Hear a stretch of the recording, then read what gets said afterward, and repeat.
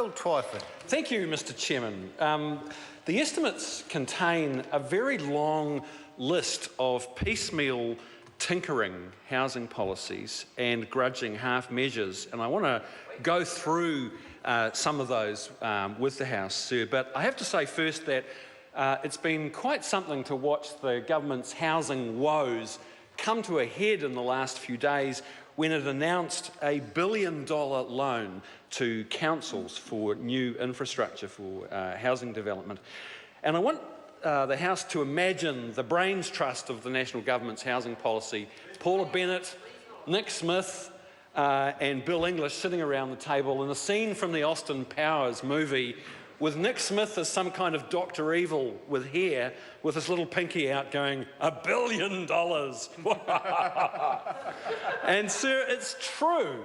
It's true that the $1 billion loan promise did generate one or two headlines.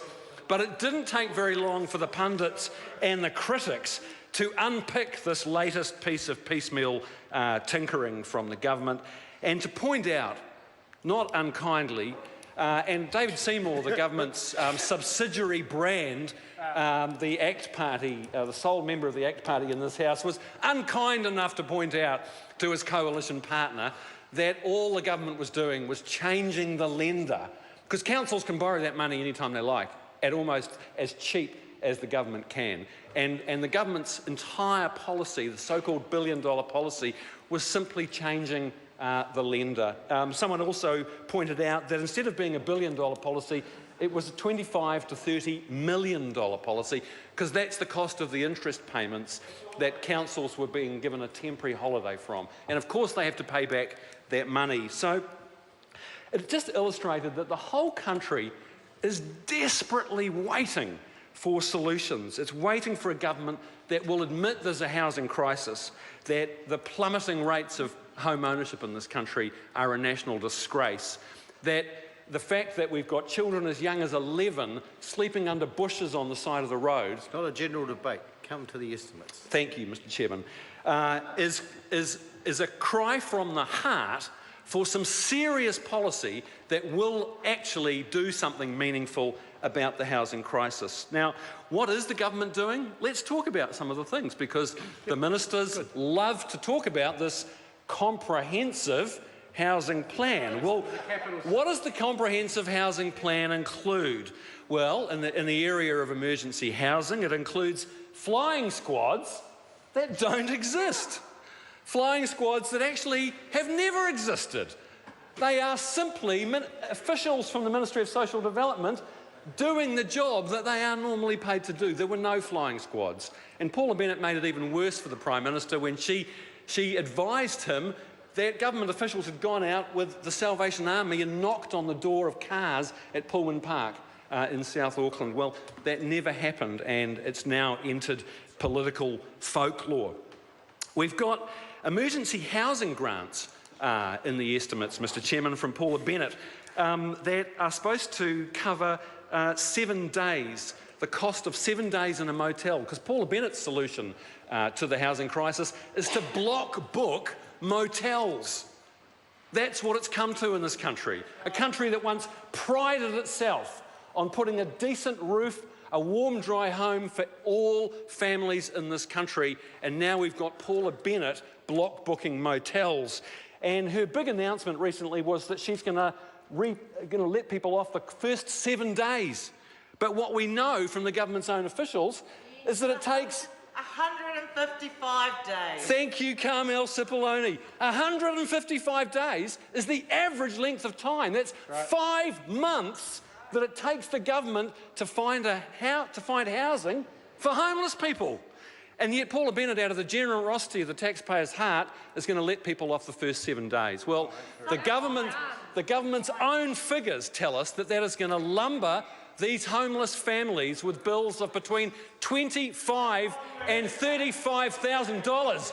Alfred Ngaro, who's the government's sort of self-styled human face of their disastrous and punitive social policies, That's the chair of the Social Services Parliamentary Committee who had to front up to the television cameras yesterday and explain why the national government would not support a cross-party inquiry into homelessness. How embarrassing, how humiliating, Mr Chairman. Phil Twyford. Thank you, Mr Chairman. We've seen a whole lot of other policies from Nick Smith. We've seen special housing areas where he promised 39,000 houses in Auckland. Very few of them are affordable, and they've only built 1,000 in nearly 3 years. It's a total and utter failure. That's the centrepiece of the government's supply-side initiatives in Auckland. 2 budgets ago, they promised to reduce the cost of building materials because we're paying too much in this country for the building materials like gypboard and roofing material and concrete. And Nick Smith promised to knock $3,500 off the cost of building materials for a new house. Well, what happened as a result of that policy? Building material prices went up by more than the $3,500 he'd promised to save. A complete sham and a fiasco. We've got this national government in this financial period we're talking about selling off state houses to merchant bankers, PPP investors from the UK and offshore companies in the middle of a housing crisis. They're not content just to leave thousands of state houses empty. They're not content that they've sold down the number of state houses by 2,500 since 2011, while families are living in cars and garages, but they are persisting with their misguided mission to flog off thousands of state houses, and they don't care who buys them. Merchant bankers, property investors, you name it. They're all lining up to get their snouts in the trough. We've got the Bright Line test that was supposed to crack down on property speculation. It has had zero effect. I hope members of this House saw the recent QV figures that came out. House prices in Auckland are going up faster now than any time in the last 12 years. 15.4% in the last year. Thank you, Lewis Wall. The housing market in Auckland is out of control because everything this government does has failed. It has had no effect. And I think it's interesting, if people saw Fran O'Sullivan's piece in the Herald a couple of days ago titled, "Why Won't John Key Act on Housing?" That's what Fran O'Sullivan asked. She said he's giving baby boomers a bad name.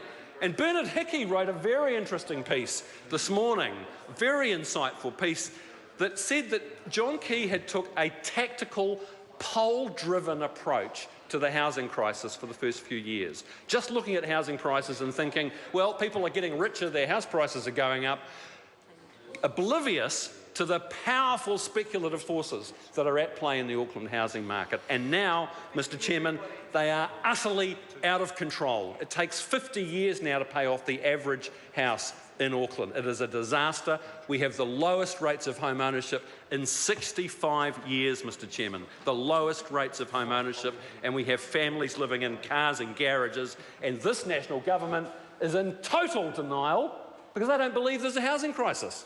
Apparently, it's a challenge. It's not a crisis. And, sir, they are so out of touch that, that the Prime Minister thinks, and I think this is why the Prime Minister hasn't acted on this, because if there's one thing that this Prime Minister stands for, he likes to see people making lots of money. And when he sees speculators getting rich in the Auckland housing market, John Key thinks, he's got the Gordon Gekko motto, he thinks greed is good. Let's not get in the way of people making a killing at the expense of generation rent. And never mind that Monte Cecilia Housing Trust has to close its doors because they don't have enough emergency housing for all the people that need it. This Prime Minister is so out of touch with the aspirations of ordinary New Zealanders that he doesn't think the housing crisis is a crisis. He thinks it's okay that people are getting wealthy at the expense of the half of the population who are living in rental accommodation. So the entire list, this catalogue of piecemeal tinkering that we see in the estimates, the grudging half measures that this government wheels out almost every week, deliberately designed to make it look as if they are doing something about the housing crisis while doing as little as possible. I want to come back to where I started, which is the billion-dollar promise to fund infrastructure for new development. On the surface, it looks like a lot of money, $1 billion. But what we need to do is change the way that we finance infrastructure for development. We need to better manage urban growth and stop the artificial restrictions that are driving land prices so high. What the government should have done is introduce genuine reform to the way infrastructure is financed and adopt Labor's plan to allow bond financing of infrastructure paid back by a targeted rate. That would make a difference. I call Carmel